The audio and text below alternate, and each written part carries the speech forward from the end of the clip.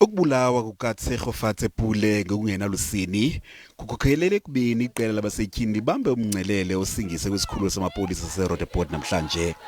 Eli qela lihlabe ikhwelo kumongameli weli umnumzana Ramaphosa ukuba abhengeze ukubulawa kwabasetyhini njengentlekele. We are here today demanding that the president declare femicide a national crisis. We demand that he deals with gender-based violence with the same energy and verve that he did with COVID-19. We want him to redeploy his soldiers to the street to tackle the scourge that is facing us because we might wake up to a motherless nation. Bahlabe ikhwele kumphathiswa wamapolisa umnumzana Bheki Cele ukuba awathathele ingqalelo nangakumbi amatyala aphathele nokuxhatshazwa nokubulawa kwabasetyhini. To the Minister of Police, we are here today to demand that the Minister of Police to act swiftly and ruthlessly to bring the murderer of Tshegofatso Pule to justice.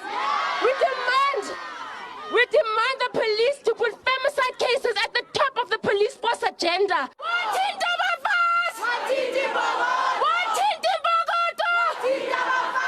Baphinde bavakalisa ukungaxoli ngendlela asingathwa ngayo amatyala aphathele nokuphathwa kadalala kwabasetyhini. We are tired of femicide case trials that drag on for so long and only prolong the closure which the victimized families are desperately longing for. To the law enforcement, we are pleading with you that when we come to you for assistance, that you help us in the quickest manner possible, that you don't treat us with disdain when we report on domestic violence issues. Banike umongameli Ramaphosa de kube iveki izayo aphendule kwisikhalazo zabo.